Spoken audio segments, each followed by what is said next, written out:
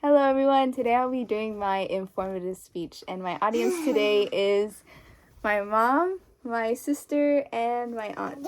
You all may go take your seats. I will get the slides ready. Let me see. Let me put in the password while you all take a seat. Let's see. Oh no, wrong password. Let me see.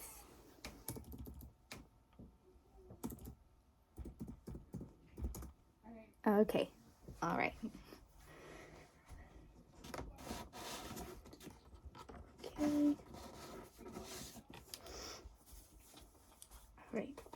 Thank you all for being here this evening. I appreciate your time. Money. We have all heard of it. We have all used it, and we all know how to use it. We use it in our everyday lives, such as using it for gas for your car, paying for groceries, or even paying your bills. And with that said, we've all come across the $10 bill. Who is on the $10 bill? Alexander Hamilton. From the knowledge of knowing that Alexander Hamilton is on the $10 bill and that we've all used money and we all know how to use it, today I will be discussing about Alexander Hamilton. With that said, I'm speaking about Alexander Hamilton to inform about his fascinating and successful life and his accomplishments that have changed the U.S. government and its future. I hope that this piques your interest, and I hope that you are inspired by his story. Today I will be discussing Alexander Hamilton, his upbringing, his accomplishments, and his legacy. With his accomplishments, I will be discussing his accomplishments between the U.S. government, the wars that he fought in, and the schools he attended. With his upbringing, I will be discussing where he grew up, his beginning years in America, and where he was born. Lastly, I will be discussing his legacy and what he left behind that affects the future of the U.S. government to this day. Before we discuss his legacy, I will be discussing his upbringing. Alexander Hamilton was born on January 11th of 1755 in Charlestown in the British island of Nevis. His parents were James Hamilton and Rachel Fawcett. In 1766, Hamilton's father unfortunately did abandon him and his mother. 2 years later, in 1768, Hamilton's mother died from an illness on February 19th of 1768, which led Hamilton to move in with his cousin, who later committed suicide, which led Hamilton to be an orphan. With that said, his hometown collected funds to send him off to America to better his life and to better his education. In 1772, Hamilton arrives to the 13 colonies and applied to the College of New Jersey and King's College of New York. With that said, he attended the King's College of New York, and during this time was where the Britain had control over the 13 colonies, and the 13 colonies were seeking independence.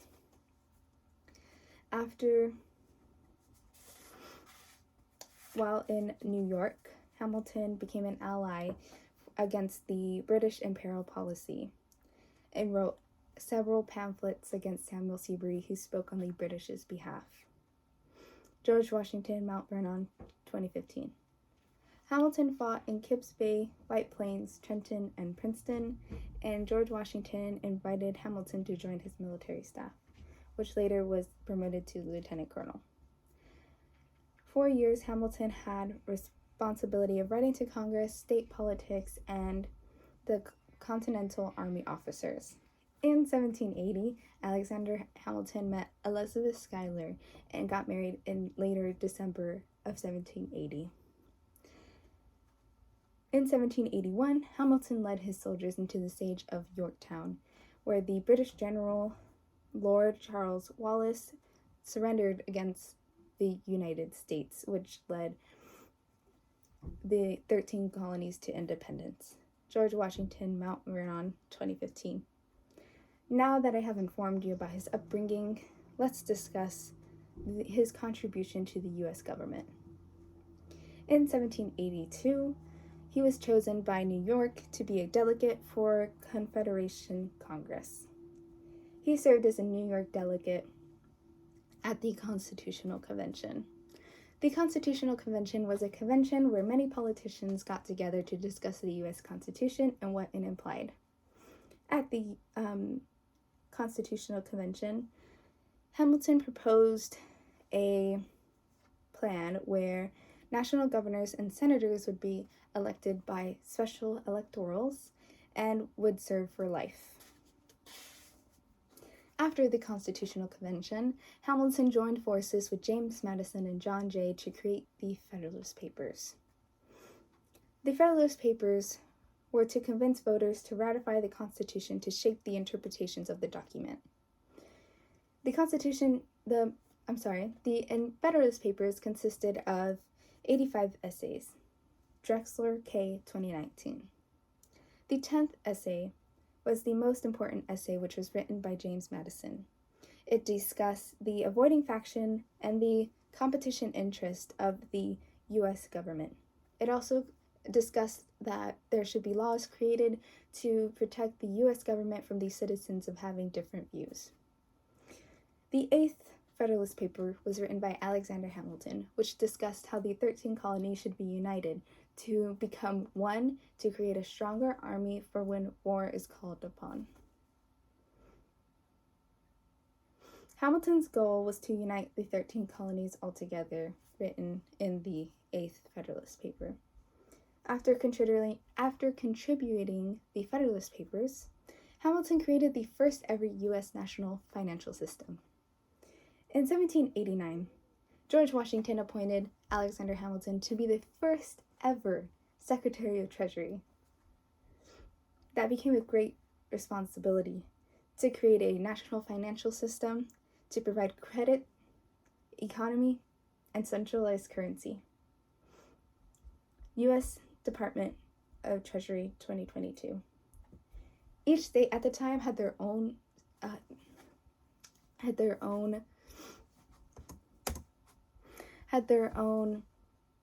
currency and their own way of trading, which led them to have their own views, which made it a little bit harder for everyone to unite in one. Each state had their own way of trading with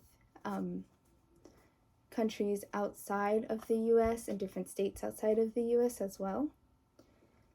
Hamilton had a background of knowing how to build a bank. Within the past 5 years, he was looking at different models on how to construct one. Hamilton proposed the first ever Bank of the United States in Philadelphia, Pennsylvania, which would hold the federal government's money, and it would have 8 branches in 8 different cities. The bank in Philadelphia would be the government's physical agent, which means the bank would be in charge of issuing debt, collecting payments, and obtaining the credit of the United States government. Bill of Rights Institute, ND. Once the bank was established, it was given a 20-year charter. That means that the U.S. government allowed that bank to run for 20 years. The bank was established in 1791. In 1811, the charter expired, and there was enough resistance that the government did not need to renew that charter. The government did not actually establish a second bank with another charter till 1816. U.S. Bill of Rights Institute, ND. Hamilton died a few years earlier in a duel fight against Aaron Burr due to a gunshot wound. In honor of Alexander Hamilton and his renowned political and financing skills, there is a sculpture of him in the Rotunda of the United States Capitol. In honor of his legacy, he is also the man on the $10 bill. as a reminder of who created the national financial system and currency. UNH Today 2019.